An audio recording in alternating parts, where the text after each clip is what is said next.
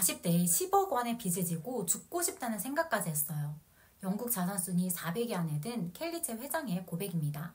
그녀는 단 1%의 변화만으로 인생을 완전히 바꿀 수 있었다고 하는데요. 과연 그 1%의 비밀은 무엇일까요? 부자들만의 특별한 전략이 존재하는 걸까요? 저는 이 답을 찾기 위해 직접 그들을 만날 수 있는 강연에 다녀왔습니다. 이틀간 17시간 동안 진행된 컨퍼런스는 놀라지 마세요. 무려 99만 원이었어요. 홍콩과 중국 부자들도 강의를 들으려고 한국으로 왔어요. 왜냐하면 부자 아빠 가난한 아빠의 저자 로버트 기요사키, 메리츠 자산운용 대표였던 존 리, 그리고 영국 자산 순위 400위 안에 들었던 켈리체 회장 등 다양한 연사를 만날 수 있는 기회였거든요. 11명의 연사들이 전해준 이야기 중에서 오늘은 가장 핵심적인 내용을 여러분과 나눠보려고 해요. 그들이 가진 성공의 공통점은 무엇이었을까요? 함께 알아보시죠. 안녕하세요, 은고입니다. 여러분이 가진 부동산이나 주식 오르면 기분이 어떠신가요? 너무 좋죠. 사실 저도 마찬가지인데요. 그런데 부자들의 생각은 좀 다르더라고요. 존리 대표는 오히려 기분이 좋지 않다고 해요. 왜냐하면 좋은 주식을 계속 사야 하는데 가격이 오르면 같은 돈으로 살 수 있는 양이 줄어들기 때문이죠. 반대로 저는 언제 살지, 언제 팔지 그 타이밍을 늘 고민해 왔는데요. 주가가 오르면 와 수익이다 하고 바로 팔아버리고 내리면 조금만 더 버텨보자 하다가 오히려 더 큰 손실을 보기도 했어요. 혹시 여러분들도 이런 경험 해보셨나요?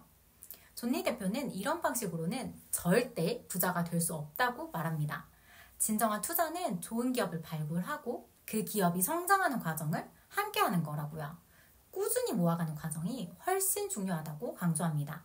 단기적인 등락에 일희일비하지 말고 장기적인 안목으로 바라보라는 거죠. 그래야 복리의 마법이 일어난다고 합니다. 로버트 기요사키 역시 비슷한 철학을 가지고 있었는데요. 그는 단기 매매는 도박에 가깝다고 단호하게 말했어요. 대신 지속적으로 현금 흐름을 창출할 수 있는 자산을 찾고 장기적으로 보유하는 것이 성공의 열쇠라고 강조하죠. 이를 위해서는 재무제표를 읽고 분석할 줄 알아야 하는데요. 재무제표는 그 자산의 가치를 숫자로 보여주는 도구이기 때문이죠. 단순히 오를 것이라는 기대가 아니라 그 자산이 얼마나 안정적으로 또 실질적으로 수익을 가져다 주는지를 분석해야 한다는 겁니다. 실제로 기요사키 본인도 부동산 투자를 할 때 50개를 분석한 다음에 5개로 좁히고 그중 가장 좋은 현금 흐름을 만들어낼 수 있는 하나의 자산을 선택한다고 해요. 혹시 재무제표란 단어가 좀 어렵게 느껴지시나요? 사실 본질은 간단해요. 돈이 어디서 들어오고 어디로 나가는지만 파악하면 됩니다. 월급이 들어오고 생활비가 나가는 것을 파악하는 것과 함께 자산에서 들어오는 수익과 부채로 인한 비용까지 고려하는 거죠. 이 흐름을 이해하는 순간 여러분도 부자의 길로 한 걸음 더 가까워질 수 있습니다. 흥미롭게도 연사들은 모두 다른 방식으로 부자가 됐어요. 어떤 이는 사업, 어떤 이는 부동산, 또 다른 이는 주식이나 금에 투자해 자산을 모았죠. 그런데 공통점은 실패를 대하는 태도였습니다. 실패는 누구에게나 고통스럽고 두려워요.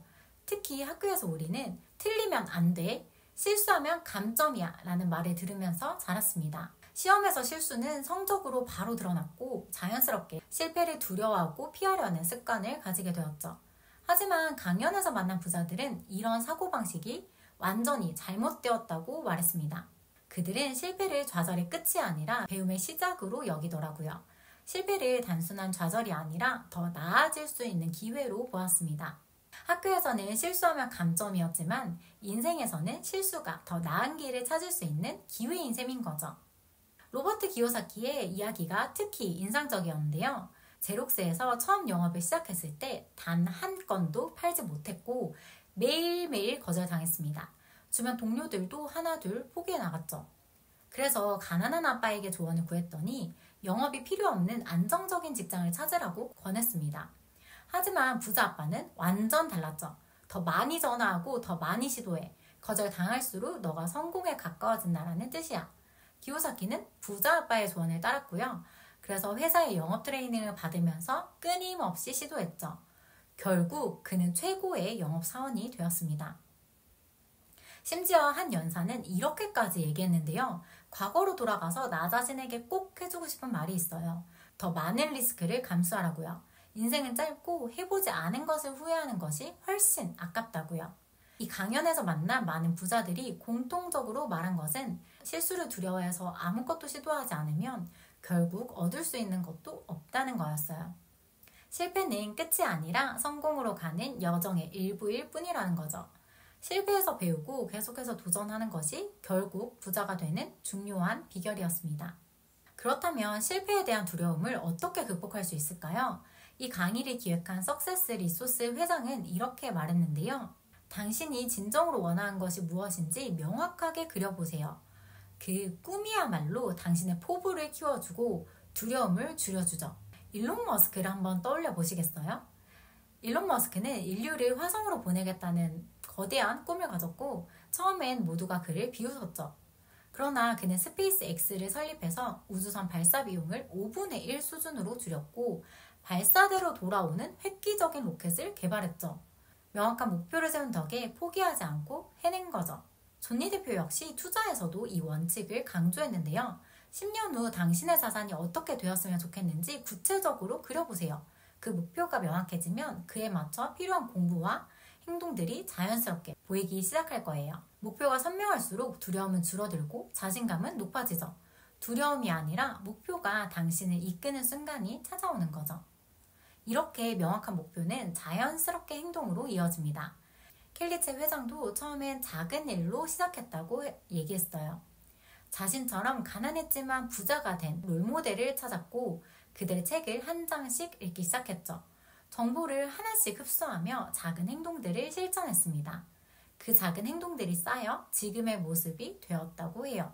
존니 대표도 같은 조언을 전했는데요. 투자가 두렵다면 작은 금액부터 시작해보세요. 투자에서 금액의 크기는 중요하지 않습니다. 꾸준히 투자하면서 시간을 활용하는 거죠. 이번 강연을 들으면서 저도 제 자신을 다시 한번 점검하게 되더라고요. 나는 장기적으로 자산을 모아가고 있는가? 또 재무제표를 충분히 이해하고 있는가? 실패를 통해 발전을 하고 있는가? 구체적인 목표를 세우고 행동으로 옮기고 있는가? 이런 것들을 말이죠. 유튜브를 시작한 지 벌써 1년이 지났어요. 그동안 50개 가까운 영상을 만들었고 금융 챌린지, 라이브 강의, 또 오프라인 모임을 기획하기도 했는데요. 여러분들과 소통하려고 다양한 시도들을 해왔습니다.